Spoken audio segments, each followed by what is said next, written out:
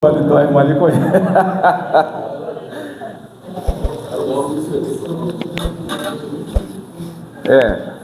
Muitos outros, né? Muito bem, irmãos. Vamos mais ler a palavra do Senhor na Epístola de Tiago, no capítulo 5 e o versículo 16. Epístola de Tiago, capítulo 5 e versículo 16. Irmãos, enquanto nós estamos ministrando a palavra de Deus hoje, eu quero pedir aos irmãos que fiquem assim. Não olhe se a minha gravata está bonita, se eu sou bonito, não olhe para qualquer outra coisa, mas pense uma coisa: eu preciso das vossas orações. Quando eu subo nesse púlpito com a incumbência de pegar a palavra de Deus, irmãos, eu digo para vocês, é uma luta muito grande, porque eu fico preocupado o que eu vou falar. Enquanto isso, eu alerto aos irmãos, se alguém quiser um copo d'água, não precisa deslocar, é só fazer um sinal assim para um dos diáconos, que ele já sabe a linguagem. O irmão gentilmente vai pegar e levar para a irmã, para a criança, para o adolescente. Só fazer assim, ó, do lado de um dos diáconos, que eles vão levar um copo d'água para a irmã, tá certo?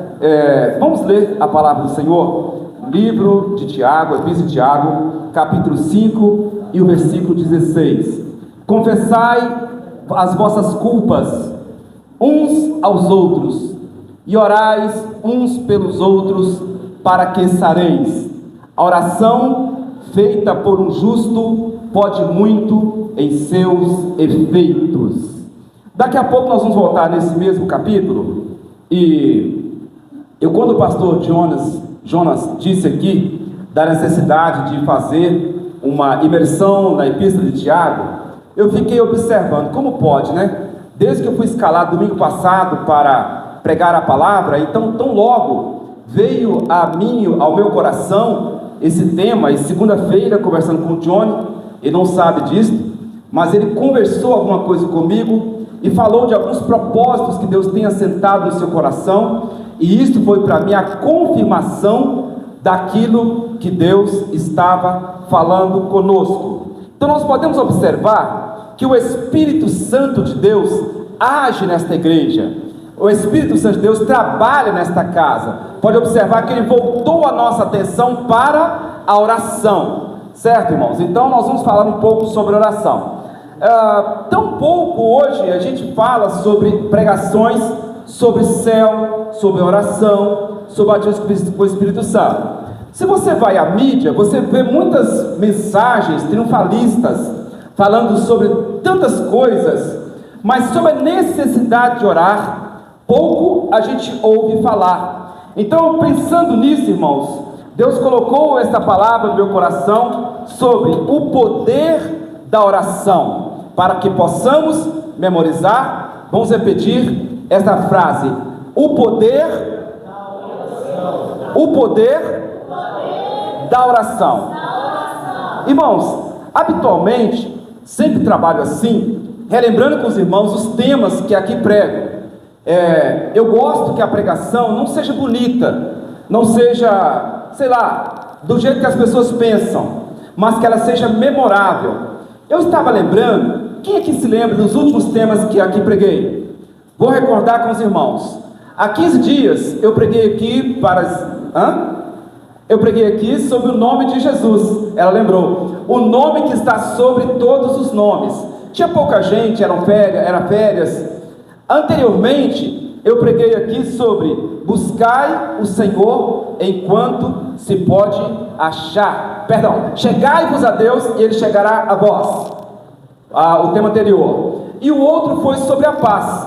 Deixo-vos a minha paz. A minha paz vos dou. Hoje você vai lembrar, hoje é dia 16 de fevereiro. Você vai lembrar a semana toda: eu preciso orar.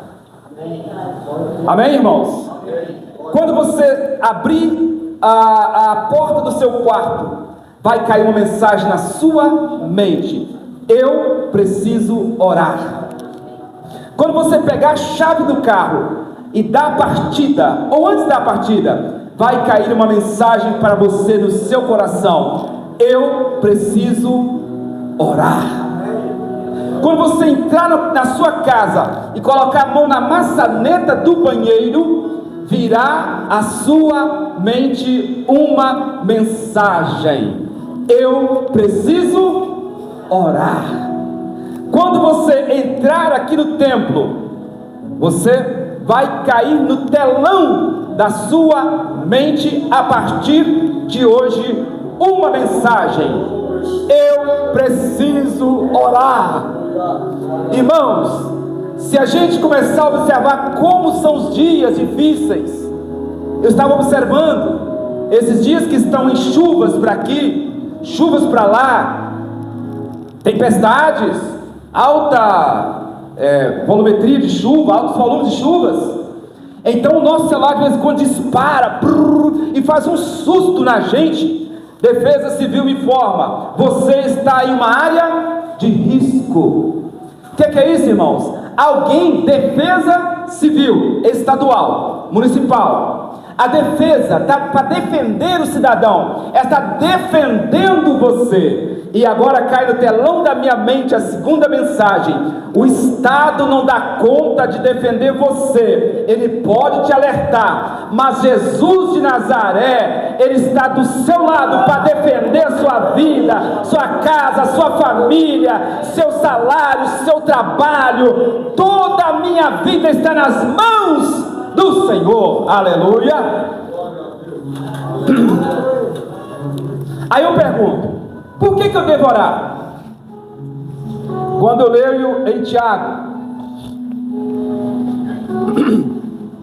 no capítulo 5, e o versículo 13, está escrito assim: está alguém entre vós aflito?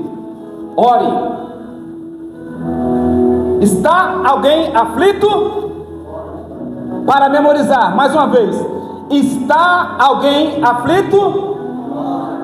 Está alguém contente? Cante louvores. Está alguém entre vós doente? Chama os presbíteros da igreja e orem sobre ele, ungindo com azeite em nome do Senhor. E a oração da fé salvará o doente, e o Senhor o levantará. E se houver cometido pecado, ser-lhe-ão perdoados. Confessai as vossas culpas uns aos outros, e orai uns pelos outros, para que sareis. A oração feita por um justo pode muito em seus efeitos. Então aqui está o motivo pelo qual nós devemos orar. Mas eu pergunto para os irmãos: Deus é soberano? Sim. A Bíblia diz que Deus é onisciente. Ele sabe das coisas antes da palavra chegar à sua mente. Deus já sabe. Então por que eu devo orar se Deus é onisciente? Por que eu devo orar se Deus é soberano? Ele é onipotente? Eu devo orar por alguns motivos. Para começar, está escrito no livro de São Mateus, no capítulo 7, e o versículo 7 em diante. Assim diz o Senhor Jesus. Por que eu devo orar? Eu devo orar porque no Velho Testamento Deus deixou a ordem clara que orássemos. Lá em Jeremias, no capítulo 3, e o versículo 33 está escrito: clama a mim e responder-te-ei, e anunciar-te-ei coisas grandes e firmes que não sabem. E no Evangelho de São Mateus, no capítulo 7 e versículo 7, está escrito: pedi, dar-se-vos-á, buscai e encontrareis, batei e abri-se-vos-á, porque todo o que pede e o que busca e ao que bate. E qual dentre vós é o homem que, pedindo-lhe pão, seu filho, lhe dará uma pedra? E pedindo-lhe peixe, lhes dará uma serpente? Se vós, sendo maus, sabeis dar boas coisas aos vossos filhos, quanto mais vosso Pai que está no céu dará bens aos que lhe pedirem. Então nós devemos orar. porque foi Jesus quem falou que nós devemos orar. Então nós devemos orar, porque a palavra do Senhor diz assim: orai e vigiai. Nós devemos orar, mesmo sabendo que Deus é soberano, e na sua soberania Ele determinou que nós devemos orar. Então, irmãos, quando eu oro, a soberania de Deus já trabalhou ao nosso favor. Quando eu oro, a soberania de Deus já determinou que alcançaríamos algumas bênçãos mediante a uma vida de oração. Nós podemos dizer, irmãos, que ninguém consegue vitória sem a presença da oração. Eu gostaria de destacar aqui com os irmãos alguns tipos de oração. Primeiro, nós devemos fazer oração de agradecimento. Segundo, devemos fazer a intercessão. Terceiro, nós podemos fazer oração de consagração. Quarto, podemos fazer oração de súplica. A palavra do Senhor nos ensina que devemos orar o tempo todo, e devemos viver em oração. Mas é bom saber que o não nós já temos, nós corremos atrás do sim, e nós temos que estar preparados para ouvir de Deus 3 respostas. A primeira pode ser o sim. Eu amo ouvir o sim de Deus, quem não gosta, né? Você pede para Deus e Ele concede alguma coisa. Eu me lembro como, por exemplo, posso aqui resumir algumas coisas. Uma mulher que chegou para Jesus, e aquela mulher cananeia perguntou: Senhor, a minha filha está enferma, por favor, cura minha filha. Jesus, olhando para aquela mulher com um ar de bom humor, Ele disse para ela: não é bom lançar o pão da boca dos filhos para os cachorrinhos, porque os cananeus tinham um apelido de bom humor de cachorrinhos. Então aquela mulher, olhando para ele, disse: Senhor, mas também os cachorrinhos comem das migalhas que caem da mesa dos seus senhores. Na mesma hora Jesus disse para a mulher e disse: grande é a tua fé. E na mesma hora ela recebeu a sua bênção, a sua filha foi curada. Irmãos, quantos casos semelhantes a esse a gente vê nos evangelhos? Aos leprosos que chegaram perto de Jesus e adorou e rogou: Senhor, se puder, podes me curar, se quiseres, pode me curar. Então na mesma hora Jesus disse: ser limpo. E aquele moço obteve uma resposta imediata. Irmãos, há um tempo na vida da gente que parece coisa que a gente está numa sintonia tão grande com Deus, que Deus nos dá uma resposta até antes de você pedir. Aconteceu comigo no ano de 92. Eu tinha 22 anos de idade, e naquela época eu estava buscando ao Senhor. Eu me lembro um dia, eu estava na minha casa, eu morava a 6 quilômetros da igreja, e era uma sexta-feira. Preparei o estudo com professores, peguei a Bíblia, a lição, as anotações, tomei meu banho, tomei café, sentei no sofá às 18h30 e falei: Senhor, eu estou pronto. Mal eu falei, eu estava pensando: vou esperar. Eu não tinha um centavo para pagar a passagem, mas nós tínhamos um Fusquinha, capadinha meia, né? Era meu e do meu irmão. Então eu estava esperando ele chegar com o Fusquinha do trabalho, para eu pegar o Fusquinha e ir para a igreja. Então, quando de repente parou na frente da nossa casa um conhecido nosso, um grande amigo meu, buzinou o seu caminhão, Clériston Chaves Vilela, grande amigo, falou: negão, entra aqui, vamos embora, vem cá te buscar. Irmãos, ele não sabia que eu estava sem condução, ele não sabia de nada, mas só tem uma coisa: quantas vezes Deus nos responde antes mesmo que nós pedimos para Ele alguma coisa, porque Ele sabe o nosso coração, Ele sabe a nossa estrutura, Ele sabe das nossas necessidades. A Bíblia diz que Deus vai na frente, abrindo os caminhos e garantindo a vitória para aqueles que nele confiam. Glória para sempre ao nome do Senhor.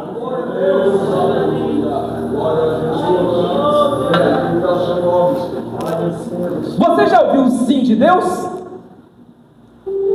Você já viu Deus responder alguma oração? Quantas vezes eu vi o Senhor responder orações? Quantas vezes eu vi? Não me esqueço de um dia, ainda nesta época, eu tinha 22 anos de idade. O pastor da igreja viajou, eu era um jovem, uma igreja enorme, 360 membros, e o pastor deixou a igreja sob nossa responsabilidade. Os obreiros viajaram, era férias, e naquela noite nós reunimos, e tem certas coisas que o diabo gosta de balançar a moita, né? Então, parece coisa para nos intimidar. Estamos realizando o culto, de repente uma mulher caiu de lá, começou a sapatear, babar, contorcer, bater e fazer uma bagunça. O demônio queria nos desestabilizar. Os diáconos e as diaconisas pegaram aquela senhora, conduziram para uma salinha. Chegando ali, nós oramos, repreendemos aquela possessão maligna, e aquela mulher saiu liberta do templo, para a honra e glória do nome do nosso Senhor Jesus Cristo. Naquela mesma noite, colocamos a igreja de pé, e eu falei para a igreja que nós iríamos orar naquele dia, e que as mãos saradoras de Jesus passariam naquele templo, e pessoas seriam curadas naquela noite. Quando nós oramos, ali estava o irmão que estava com um problema de saúde há dias, e o Senhor curou naquela noite. Mas só que eu não fiquei sabendo, meses depois, aquele irmão pediu a palavra e contou o testemunho de que naquela noite ele tinha sido curado. Irmãos, a Bíblia Sagrada é clara. Nós oramos ao Senhor porque nós sabemos que tem um Deus que responde a nossa súplica e a nossa oração.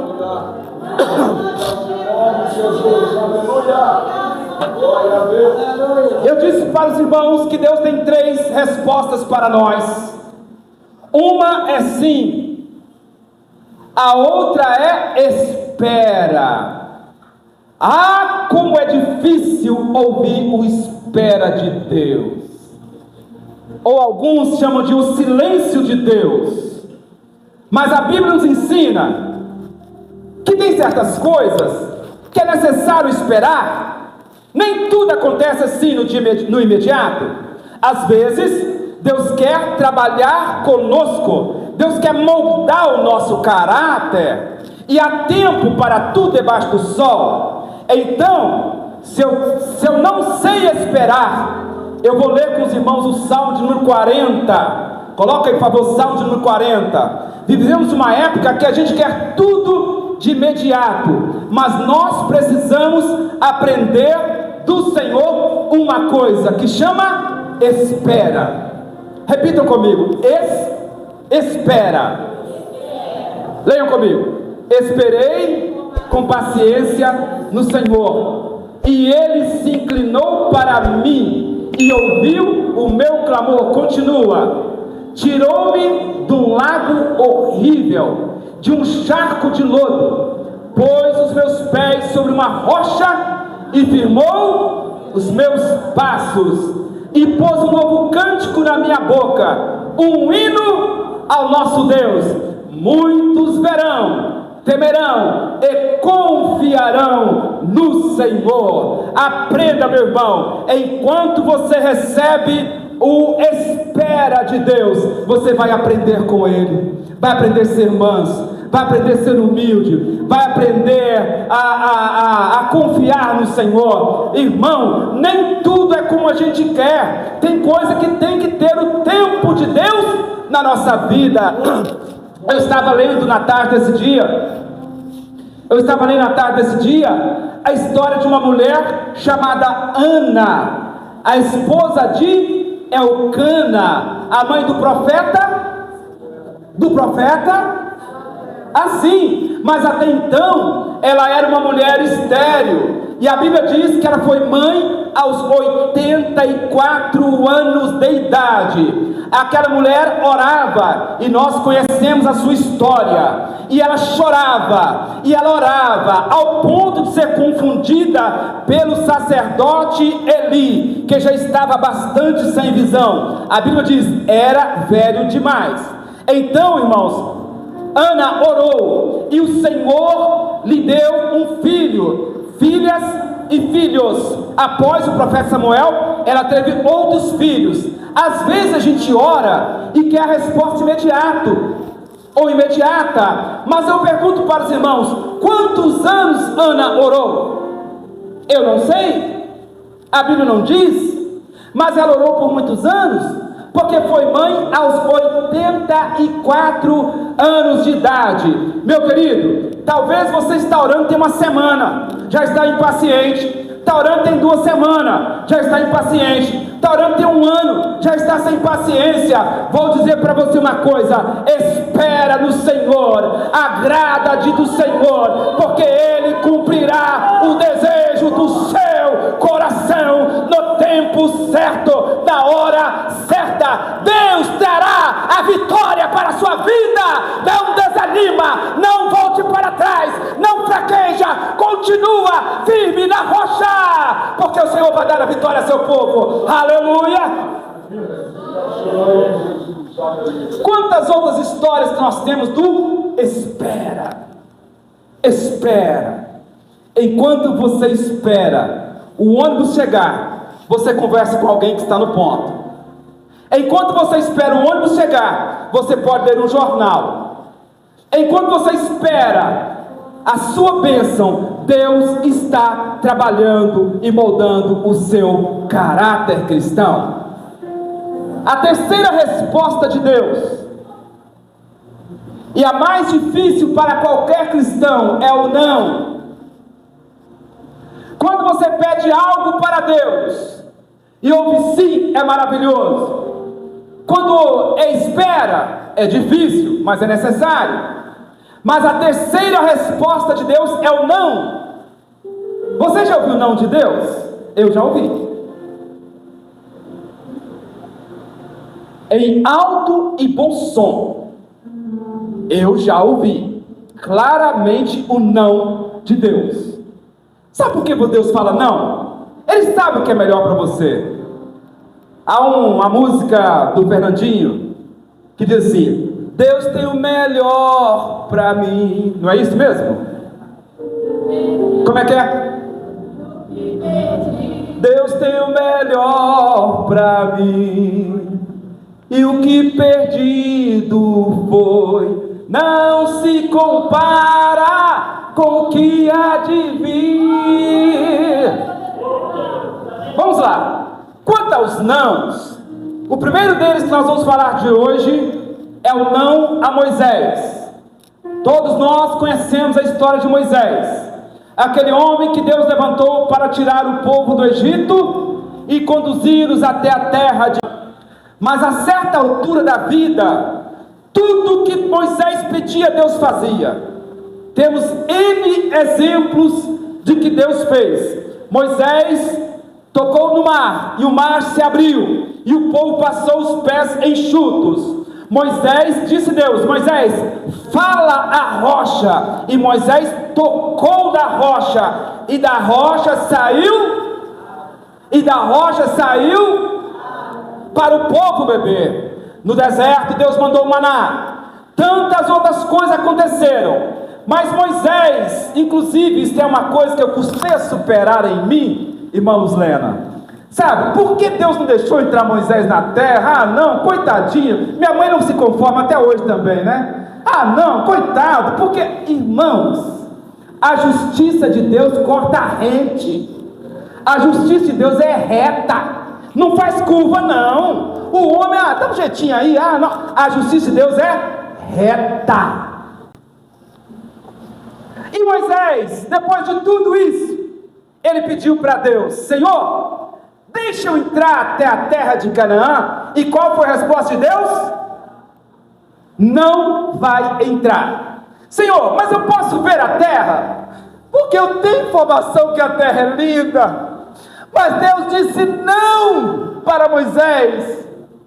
Ele saiu Deus o levou até do outro lado da montanha. Ele pôde ver a glória de Deus pela fenda da rocha. Ele pôde ver a presença de Deus sobre eles, mas ele não pôde pisar na terra de Canaã. Deus não permitiu. Ouvir não é fácil, ouvir não é difícil, ouvir não é para gente grande, ouvir não é para gente madura, ouvir não é para gente alicerçado, ouvir não é fácil, mas é o melhor que tem para a nossa vida, o não de Deus. Hermianda Lamanai, oh glória! Quando Deus pega Moisés e o leva do outro lado da montanha, ele olha para aquela terra linda e maravilhosa, mas lá ele não pôde entrar. O não de Deus não é fácil, mas às vezes é necessário. Vivemos uma época que não estamos preparados para ouvir não. Nós mesmos, nossos filhos, nossas igrejas só querem ouvir sim. Se disser não para o camarada, ele diz: eu vou embora daqui, eu vou desviar, eu vou para outro ministério, eu não vou na igreja mais não. Olha, vou falar uma coisa para você. Há momentos nessa vida que você tem que estar preparado para ouvir não. Ei, deixa eu falar para você uma coisa. Moisés não pisou nas terras que ele tanto sonhara.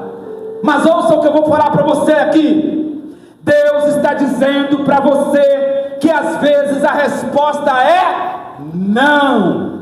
E quantas pessoas se falar não para ele vai falar assim: eu não vou, eu não quero mais ser diácono, me falaram não, eu não quero ser mais presbítero, me falaram não, eu não quero mais, é tantas coisas que a gente ouve hoje. Meu amado, amadureça, cresça, estruture-se na palavra de Deus, esteja pronto para, se Deus dizer sim, é sim, se Deus dizer espera, se Deus dizer que não, é não, e acabou, e ponto final. A justiça de Deus corta reto e não faz curva não, meu irmão.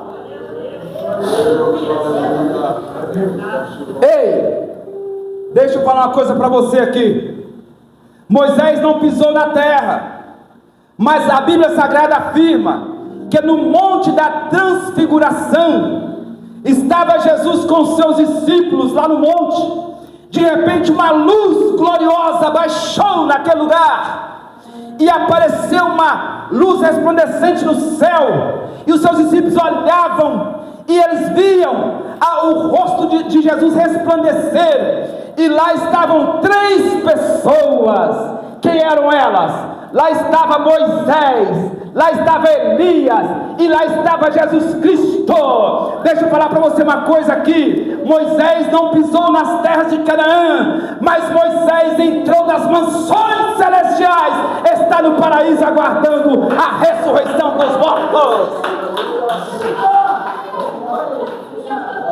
Talvez você não tenha tudo que você queira, talvez não ouve sim para tudo que você quer, mas saiba de uma coisa: talvez você está triste que você não foi convocado para ser diácono, talvez você não está triste que não fora convocado para ser instrumentista, mas alegra, cristão, que o seu nome está escrito no livro da vida e ninguém tira jamais. Aleluia! Oh glória! Nós temos ainda muito texto pela frente, mas eu vou parar por aqui. Vou fazer uma síntese, vou deixar o enunciado aqui. Numa outra oportunidade continuaremos. Vou fazer uma pequena síntese para que a gente possa partir para outra etapa que nós vamos fazer. Ainda pelos nãos, Deus disse não para Davi. Senhor, eu quero construir o templo. O que Deus falou com Davi? Por que não? Tinha as mãos sujas de sangue. Com as mãos sujas de sangue, Davi não pôde construir o templo. mas com as mãos ensanguentadas, Jesus Cristo rasgou o véu do templo e te deu livre acesso para Deus. Vou falar para os irmãos mais um outro não. A mãe, me falou o nome da mulher agora, a mãe dos filhos de Zebedeu, lembrei, pediu para Jesus: Senhor, quando entrares no teu reino, permitas que um dos meus filhos fique um à sua direita e o outro à sua esquerda. Um pedido de mãe, né? Mas Jesus falou assim: eita, parece coisa que vocês não entenderam o meu mistério. Isto não compete a mim, mas isto é assunto para o meu Pai. Ela não entendeu nada. Até para eu dizer não, Jesus é educado, né? Olha que suavidade, amada, não dá, não pode, né? Que Jesus maravilhoso é esse nosso, né? Mas eu vou tocar mais a fita. Houve um outro não na história que mudou a nossa vida. Eu já estou em estágio de resumo. Esse outro não, a Bíblia diz que Jesus chorou, orou e suou, ao ponto no jardim do Getsemane, ao ponto que seu suor se tomou. É porque o Jarbas fala Getsemane. Ele é chique. O que eu estava falando? No jardim de Getsemane, depende da tradução. Então Jesus chorou, ao ponto que seu suor se tornou em gotas de sangue. Jesus olhou para o Pai e fez um pedido: Pai, se possível for, o que ele disse? Passa de mim esse cálice. Todavia, porém, 180 graus, todavia, não faça a minha vontade, mas sim a tua vontade. E o que Deus fez? Não vou passar esse cálice, você vai ter que passar por ele. E a Bíblia diz que Jesus chorou amargamente. Eu tenho aqui duas colocações a dizer. A primeira delas, que Jesus chorou, vimos aqui na escola dominical hoje, como homem, ele tinha sentimentos. Jesus chorou pela agonia, pela angústia. Ele era um homem, então seus sentimentos, ele previa a cruz. Mas Jesus não chorou com medo dos chicotes. Jesus não chorou temendo a morte. Jesus não chorou temendo os cravos. Jesus não chorou temendo a coroa de espinho. Jesus não chorou temendo o escárnio. Jesus não chorou temendo a Anás. Não temeu a Caifás. Não temeu aos meirinhos que vieram para prendê-lo. Não chorou, não temeu aos soldados romanos. Porque ele mesmo quem disse: a minha vida eu dou e eu tomo de volta. Ele disse que ele veio voluntariamente. Mas Jesus naquele momento chorou amargamente, não por medo da cruz, mas por causa da justiça de Deus. Jesus ficou pensando, ele chorava amargamente, ele pediu ao Pai que passasse dele aquele cálice, se possível fora, mas todavia que fizesse a sua vontade, não a dele mesmo, porque Jesus sabia da angústia que viria sobre ele, e a certo momento cairia sobre ele todo o pecado da humanidade, tantos dos que nasceram no Antigo Testamento, tanto dos que nasceram no presente século, tanto dos que hão de nascerem sobre a terra. O pecado de toda a humanidade caiu sobre a cruz, sobre o ombro de Cristo. Ele temia, ele sentia agonia por ficar longe do Pai, mas a justiça de Deus é reta. O apóstolo Paulo diz que Deus não poupou o seu próprio filho, mas antes Deus fez justiça na cruz, quando ele assumiu o meu pecado, o seu pecado, o nosso pecado, e naquele momento foi de terrível dor para Jesus, além da dor física, além de tudo aquilo que ele sentiu, o mais difícil estava por vir, quando ele olha para cima na cruz, e começa a dizer a seguinte expressão: Eloi, Eloi, Eloi, lama sabachthani, que quer dizer: Deus meu, por que me desamparaste? Aquele momento de angústia, Deus estava ali. Certamente Jesus lembrava do cutelo que fora colocado no pescoço de Isaac, mas ali tinha um cordeiro substituto. Traz o cordeiro, e Abraão passou o facão no cordeiro e o imolou, mas para Jesus não tinha cordeiro substituto, era ele estava morrendo ali, ele já era o substituto, ele estava morrendo em meu lugar, em seu lugar. Mas uma coisa é certa: ele morreu, ele ressuscitou ao terceiro dia e está pronto para garantir a nossa vitória. Vitória, aleluia.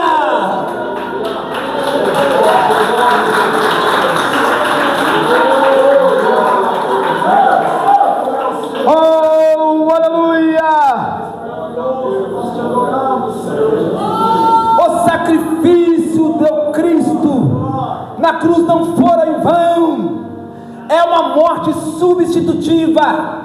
Ele nasceu sem pecado, ele morreu sem pecado, ele ressuscitou em corpo de glória, mas ele levou sobre si as nossas dores, e sobretudo, como diz o profeta Isaías, como ovelha muda foi levada ao matadouro, e não abriu a sua boca. Mesmo ouvindo o não de Deus, ele não recusou a cruz, ele foi até o fim para garantir a vitória para a sua igreja. Oh, aleluia.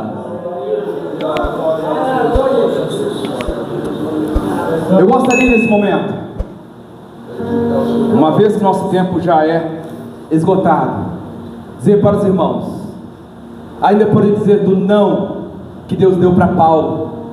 O Espírito Santo impediu Paulo de entrar na Ásia Menor, lembra? Eu vou contar só mais essa aqui.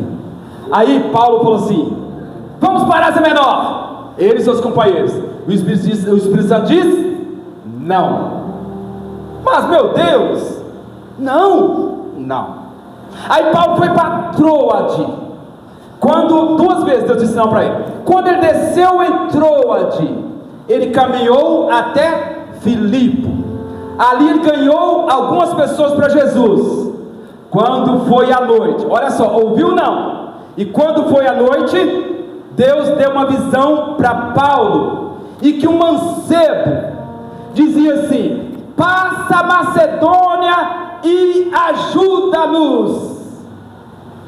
Paulo, ouvindo aquela palavra, passou pela Macedônia, entrou para aquelas cidades, e o resto a gente já sabe. Ganhou Lídia para Jesus, ganhou Priscila, ganhou uma multidão de pessoas para Jesus. Ali tinha uma mulher encantadora, endemoniada, adivinha, que ele expulsou os demônios dela, foi parar na prisão, e estando na prisão, perto da meia-noite, Paulo e Silas cantavam hinos e oravam e davam glórias a Deus. Há uma música por aí que eu não gosto dela, para mim está banida da minha playlist. É que Silas reclamava: ai Paulo, está doendo, ai Paulo, não, para com isso, a Bíblia não diz isso. Não podemos colocar: Paulo, os açoites, aqui está machucado, aqui está doendo. Não, não é não, tá certo? Essa música nem pensar, não me agrada. Nós não podemos atribuir a Silas alguma coisa que nós não sabemos que ele tinha ou não. A Bíblia diz que ele reclamou? Não, a Bíblia diz que ele cantavam louvores. E perto da meia-noite veio um terremoto quebrou as cadeias, o portão abriu, eles saíram para fora, o carcereiro ficou desesperado, sacou a sua bainha, a sua espada bainha, queria suicidar-se, e logo Paulo disse para ele: não faças tal, porque todos aqui estamos. Então o carcereiro perguntou: o que eu faça para que eu seja salvo? Ele disse: crê no Senhor Jesus Cristo e serás salvo, tu e a tua casa. Vale a pena ouvir o não de Deus. Oh glória! Mas por que eu devo orar? Eu devo orar porque os pais da igreja oraram. Irineu, Tertuliano. Eu devo orar porque os pré-reformadores, John Hus e John Wycliffe, oravam, ao ponto de que John Hus, chamado o Ganso, foi queimado vivo. E quando ele pregou a pré-reforma, e quando ele estava sendo queimado, ele disse para os seus algozes: matam o ganso, mas daqui a 100 anos nasce o cisne. Não vão poder matá-lo queimado, cozido, frito ou de maneira alguma. John Hus foi para a eternidade. 1500 nasce Martim Lutero, aproximadamente. Pregou, nós já conhecemos a história da reforma protestante. Acabaram com a vida dele, mas ele era um homem de oração. Orava toda manhã, 2 horas, de 4h30 às 6h30 da manhã, todos os dias. E perguntaram para Lutero sobre oração. Ele respondeu: não preciso, eu tenho compromisso de orar de hora em hora.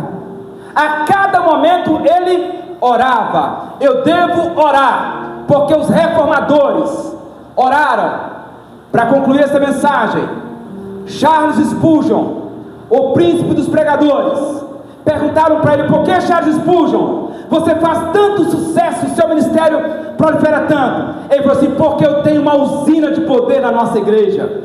A história diz que Spurgeon, quando ele pregava, ele ia pregar, debaixo do assoalho do púlpito tinha uma sala, um compartimento. Ele colocava pessoas lá embaixo orando enquanto ele pregava no templo. E quando ele sentia o culto pesado, desanimado, precisando de mais poder, ele batia com o sal do sapato no chão, e aquele não estava blu, blu, blu, blu. Quando ele batia mais intensamente, mais o povo lá embaixo orava. O que era a usina de poder? Joelhos no chão, joelhos no chão. Quer vencer? Joelhos no chão. Viva uma vida de oração e seja vitorioso em nome de Jesus.